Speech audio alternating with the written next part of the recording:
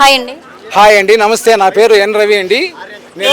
లోకేష్ గారిని కలిసారా? లోకేష్ గారిని కలిసాం. నేను board of ancestral and alternative medical science యొక్క చైర్మన్ని. అదేవిధంగా చంద్రబాబుతో నియమితమైనటువంటి తెలుగునాడు కమ్యూనిటీ పారామెడికల్ అసోసియేషన్ రాష్ట్ర ఉపాధ్యక్షుని కూడాను. మాకు పాదయాత్రలో మాకు 429 జీవో ప్రకారం 1 సంవత్సర కాలం పాటు ట్రైనింగ్ అయింది. ఆ ట్రైనింగ్ అర్ధాంతరంగా ఆగిపోయింది. ఆ ట్రైనింగ్ను కొనసాగించమని లోకేష్ గారిని పాదయాత్రలో కలిసి అడిగాం. వాళ్ళు ఇస్తామని చెప్పారు. అదేవిధంగా 2008లో చంద్రబాబు గారు బోర్డు ఏర్పాటు చేస్తామని చెప్పారు.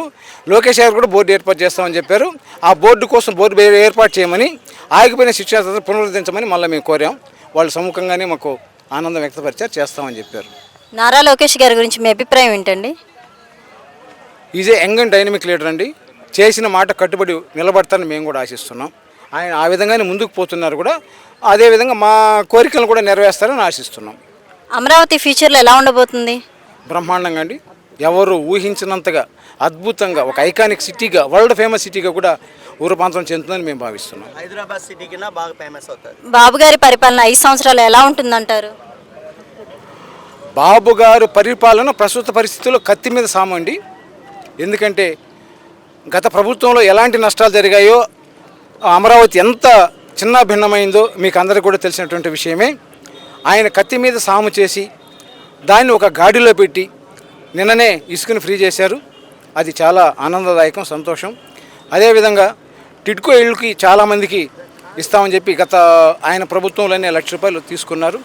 దాన్ని కూడా ఆయన అమలుపరుస్తారని ఆశిస్తూ, అమరావతిని మరింత ముందుగా తీసుకెళ్తారని ఆశిస్తూ, మా గ్రామీణ విధుల సరఫున అమరావతి కోసం ₹1,00,00,000 ఇవ్వాలనుకుంటున్నాం. అది కూడా మమ్మల్ని గుర్తిస్తే, మాకు ట్రైనింగ్ ప్రారంభిస్తే ₹1,00,00,000 ఇవ్వాలనుకుని మేము కూడా భావిస్తున్నాం.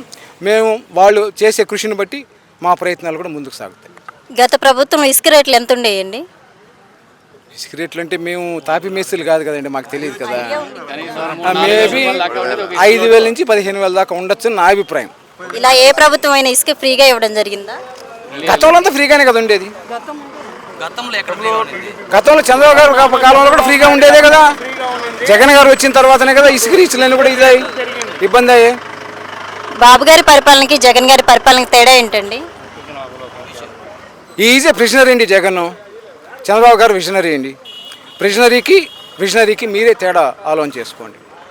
పవన్ కళ్యాణ్ గారి గురించి మీ అభిప్రాయం ఏంటండి? బ్రహ్మాండంగా.